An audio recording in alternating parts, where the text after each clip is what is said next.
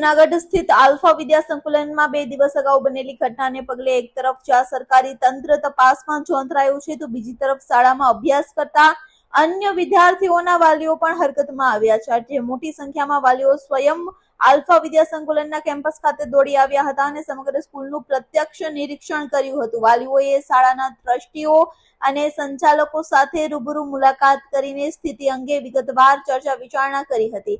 નિરીક્ષણ બાદ ઉપસ્થિત વાલીઓએ જણાવ્યું હતું કે સ્કૂલનું સંચાલન અને શૈક્ષણિક વાતાવરણ સંપૂર્ણપણે વ્યવસ્થિત છે। તેમણે ઉમેર્યું હતું કે તેઓ છેલ્લા ઘણા વર્ષોથી પોતાના બાળકોને આ સંસ્થામાં ભણાવી રહ્યા છે અને શાળાની વ્યવસ્થા, સુરક્ષા તથા જે શિક્ષણથી સંપૂર્ણપણે સંતોષ ધરાવે છે। હાલ જે આક્ષેપો કરવામાં આવી રહ્યા છે તે અંગે વાલીઓએ સ્થળ પર ચકાસણી કરીને શાળા તંત્ર પર પોતાનો સંપૂર્ણ વિશ્વાસ વ્યક્ત કર્યો હતો। આલ્ફા વિદ્યા સંકુલમાં બાળકોને મારવાનો જે આક્ષેપ વાલીઓ દ્વારા કરવામાં આવ્યો હતો, તમે શું કહેશો? તમે પણ વાલી છો। મારું નામ મનીષ સભાયા છે, ઉપલેટા તાલુકામાંથી આવું છું। અને જે મારવાનો આવ્યો એમાં તો ભાઈ એમાં શું હોય, છોકરા કદાચ આમ તેમ થયા હોય, કદાચ સાહેબે માર્યો પણ હોય, એવું કાંઈ નથી, આપણે ના નથી પડતા, પણ એ વસ્તુમાં એવું હોય જે તે સમયે છોકરાને માર્યો હોય, પણ એ વસ્તુ આપણે આક્ષેપને કોઈ અનિવાર્ય ગણી છે। કારણ કે છોકરાઓને મજબૂત થઈને આવડા 800 વિદ્યાર્થીઓ ભણે છે। જો છોકરાઓને થોડોક બીક ન રાખે તો છોકરા મન પડે એમ વર્તન કરવા માંડે ને, એટલે થોડોક એવું તેવું તો થઈ શકે। પણ હવે આક્ષેપ આપ્યો હોય તો એનું સોલ્યુશન તો અમે કંઈક સાહેબે આપણે કીધું, અમે સાહેબને અટાણે મળ્યા, અમે અહીંયા આવીને સાહેબને પૂછ્યું, સાહેબ આ શા માટે આવું થયું હતું? સાહેબે પણ એમ કીધું કે છોકરા વિદ્યાર્થીઓ કદાચ આમ તેમ થતા હોય અને ખીજાવવું પડે ને અમુક સમયે મારવાય પણ પડે, પણ જે રીતના એને એમ કીધું કે 10-12 દંડા માર્યા, 14-15 લાપટું મારી, એવડા છોકરાને 10-12 દંડા માર્યા અને 14-15 લાપટું મારે તો એની હાલત એ ન હોય।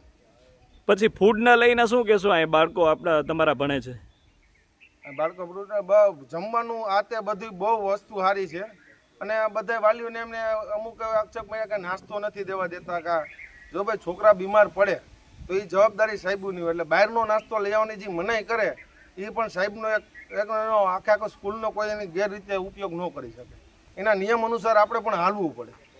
અને આરોગ્યની બાબતે જે તાવની વાત હતી બાળકોને, એમાં શું કહેશો? વાતાવરણ પ્રમાણે જો આરોગ્ય પ્રમાણે અટાણે બહારનો નાસ્તો બંધ કર્યો હોય તો બીમાર છોકરા પડે આપણે પડી જાય છે। તો આરોગ્ય પ્રમાણે સાહેબ બધા છોકરાઓને કદાચ બીમાર પડે તો સાહેબ અહીંથી ફોને પણ કરે છે કે ભાઈ આ બીમાર પડ્યો છે તો ત્યાંથી દવા લેવી, કે જે પ્રમાણે બીમાર હોય એ પ્રમાણે વાલીઓ અહીંયા આવે છે અને મળી જાય છે। અને કોઈને એવું નથી લાગ્યું કે બીમાર પડ્યો ને કોઈના છોકરાને ફોન નથી કર્યો, એવું બન્યું નથી। 2 દિવસ પહેલાં જે ખાસ કરીને આલ્ફા વિદ્યા સંકુલનો જે મુદ્દો હતો વાલીને લઈને, એ શું હતો? હા સાહેબ, આલ્ફામાં એ જે મુદ્દો હતો 2 દિવસ પહેલાંનો, એટલે જ અમે અહીંયા આલ્ફા સંકુલમાં મુલાકાતે આવ્યા, બરાબર, ટ્રસ્ટીને મળ્યા કે ભાઈ આ અમે મુદ્દો શું હતો, પણ એ મળ્યું કાંઈ, જો કે એમાં કાંઈ અમને કંઈ દેખાણું નહીં। અમે વાત કરી વ્યવસ્થિત કે ભાઈ જે આ સોલ્યુશન ગમે એ જે હોય નાના મોટા સોલ્યુશન એ ઓફિસમાં બેસીને થાય, બરાબર। એ અમને કંઈ એવું લાગ્યું નહીં। બાળકોના અમને ફોન આવ્યા કે અમે પૂછ્યું કે ભાઈ મજા નથી, તો એ ફોન બધાના રેગ્યુલર આવે જ છે, 1-2 એવા 10 વાલીને મેં ફોન કર્યો, એટલે કે ના અમને તો ફોન આવ્યો તો મારા છોકરાને હું 4 વખત તેડી ગયો, મજા નથી તો 4 વખત તેડી ગયો, કારણ કે મને 10:30 ફોન આવેલો કે ભાઈ તમારા છોકરાને ફેર સડે છે, તમે તેડી જાઓ। તો આપણે બધા વાલી આજે આવ્યા છે, બધાના તમે મંતવ્ય લઈ લો કે શું પ્રોબ્લેમ છે। જો દ્વારકા જિલ્લામાંથી આવ્યા છે, 150 કિલોમીટર આગેથી ગમે આવ્યા છે, રામેશ્વરથી છે, પ્રભાતપુરથી છે, આ ભાઈ છે, મનીષભાઈ, બધા છે, અને અમે મંતવ્ય લીધું, છોકરાઓનું બધાનું મંતવ્ય લીધું હોય, બરાબર। તો છોકરાઓના ટ્રસ્ટીએ વાત કરી કે ભાઈ કોઈ જાતનું અમે નથી, અને છોકરાઓએ અમને ફોન કરીને અમે કીધું કે ભાઈ કોઈ જાતનો ફોલ્ટ છે તમારે, કે મજા ન હોય તો કોઈ ફોન નથી કરતું એવું બને છે, એ કે ના અમને મજા ન હોય તો ઓલા ભાઈ હિતેશ સાહેબ કે ગમે એ છે એ ડાયરેક્ટ અમને રિંગ મારી દે કે ભાઈ તમારા પપ્પાને ફોન કરવો કે અહીંથી દવા લેવો।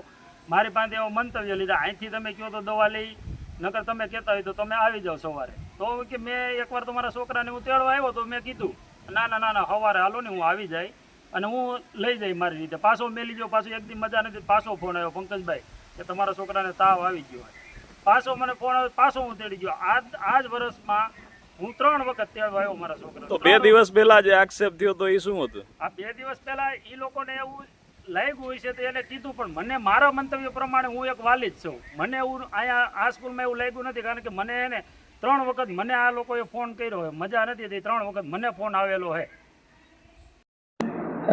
મારું નામ ભરત કેસરિયા છે અહીંયા હું કેમ્પસ ડાયરેક્ટર તરીકેની ફરજ બજાવું છું. હવે 2 દિવસ પહેલાં જે 4-5 પેરેન્ટ્સ આવ્યા હતા એમના પ્રશ્નોને લઈને મને પણ મળેલા, તો મેં એમને જવાબ પણ આપેલો કે આનું સમાધાન થઈ જશે. તમારા જે બી પ્રશ્ન છે, વ્યાજબી પ્રશ્નોનું બધું જ નિરાકરણ અમે મંડળ સાથે બેસી ટ્રસ્ટી સાથે ચર્ચા કરીને સમાધાન કરીશું જ. પણ ખબર નહીં એ લોકોને શું પ્રશ્ન હોય, એમણે મીડિયાને બોલાવી અને જે વાયરલ કર્યું તેના અનુસંધાનમાં આજ રોજ લગભગ 100થી ઉપર પેરેન્ટ્સ અમારી કેમ્પસની વિઝિટ માટે આવ્યા, એમના બાળકોને મળ્યા અને એમના રિવ્યૂ લીધા. ત્યાર પછી પેરેન્ટ્સ મને પણ મળ્યા 1 to 1 અને એમણે કીધું કે સાહેબ કાંઈ એવું છે જ નહીં, બરાબર, બધું સરસ ચાલે છે. અને અમે સંસ્થા વતી બાળકો માટે જ બેઠા છીએ, બાળકોના પ્રશ્નોનું સમાધાન, એમના શિક્ષણલક્ષી પ્રશ્નોનું સમાધાન કરવા જ બેઠા છીએ. અને ભવિષ્યમાં જો બાળકોને એના લગતા કંઈ પ્રશ્નો આવશે તો એ પણ અમે એનું નિરાકરણ સોલ્યુશન લાવીશું જ. એવા કોઈ પ્રશ્નો નહીં હોય જેનું સમાધાન અમે નહીં કરીએ, બરાબર. એટલા માટે જ આટલા 101 જેવા પેરેન્ટ્સે આજ વિઝિટ કરી, એ બધા જ અમારા થકી ખૂબ પોઝિટિવ છે. એમને અમારું જે બી નિયમ છે, સિસ્ટમ છે, ભણાવવાનું, સાચવવાનું, આ બધું એમને ગમ્યું છે. જય શ્રી કૃષ્ણ.